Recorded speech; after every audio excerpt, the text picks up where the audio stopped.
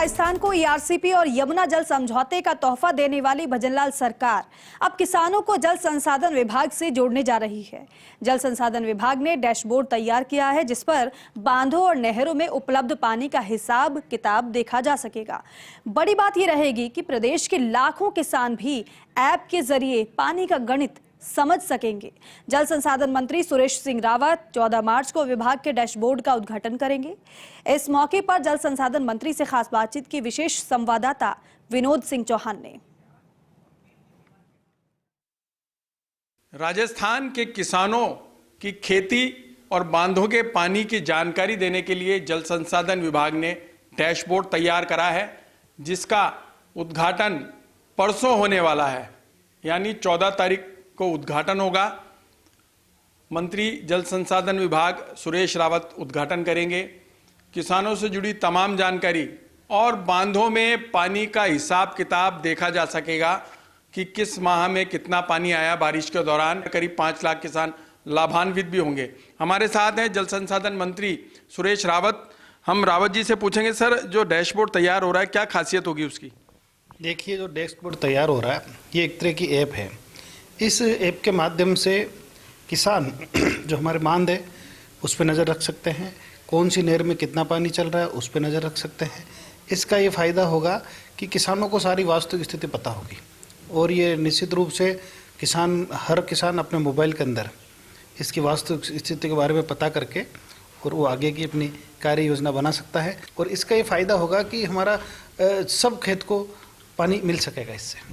जी बिल्कुल। एक सवाल ये भी है कि किसान लंबे समय से इस तरह की मांग भी कर रहे थे कि साहब अगर पानी कम रहता है तो खेती किस तरीके से करनी चाहिए, मिट्टी की किस्म क्या है, इन सब की जानकारी भी दे पाएंगे? देखिए, निश्चित रूप से जब उनको बांधों की स्थिति पता रहेगी कि इस बांध में कितना पानी है, इस नहर में कितना पानी है, जिस वर्ष वर्षा कम होगी तो किसान उसी हिसाब से पानी की उपलब्धता के आधार पर अपनी फसल तैयार करेगा, फसल बोएगा, उससे किसानों को फ़ायदा होगा। परसों आप इसका उद्घाटन करेंगे, शुभारंभ करेंगे इस ऐप का, क्या कुछ रहेगा, कहाँ कार्यक्रम आयोजित होगा? देखिए, सिंचाई भवन के अंदर ये कार्यक्रम करेंगे। इस ऐप की जो एक बहुत ही महत्वपूर्ण और ऐतिहासिक ऐप है उसका हम लॉन्चिंग करेंगे परसों के दिन। देखिए, किसानों को लेकर के भजनलाल सरकार काफ़ी एक्टिव है, संवेदनशील है, लगातार किसानों के लिए नवाचार किए जा रहे हैं। कल भी एक बड़ा कार्यक्रम है, 40,000 किसानों को सोलर पंप सेट की स्वीकृति प्रदान की जाएगी। किसानों के लिए और कुछ नयापन कुछ करने की आगे राह दिख रही हो? हमारी माननीय भजनलाल जी की जो सरकार है, हमेशा उनका ये फर्स्ट डे से ही ये प्रयास है कि हमारा जो अन्नदाता जो किसान है उसको ज़्यादा से ज़्यादा कैसे सरकार का फ़ायदा मिले, ज़्यादा से ज़्यादा सरकार की योजनाओं का वो लाभ उठाए। यमुना जो ताजे वाला हेड वाला जो समझौता है 1994 से पेंडिंग, आप कल्पना करो कि 30 साल हो गए इसको उलझे हुए। माननीय भजनलाल जी की सरकार आई, उसको एमओयू डीपीआर का एमओयू पे साइन हुआ। परसों जिस ऐप का उद्घाटन है उसको लेके जल संसाधन मंत्री का साफ तौर पे कहना है कि ऐप तैयार होने के बाद किसान के हाथ में भी रहेगा, उसे विभाग के चक्कर लगाने की आवश्यकता नहीं पड़ेगी, अधिकारियों के आगे गिड़गिड़ाना नहीं पड़ेगा।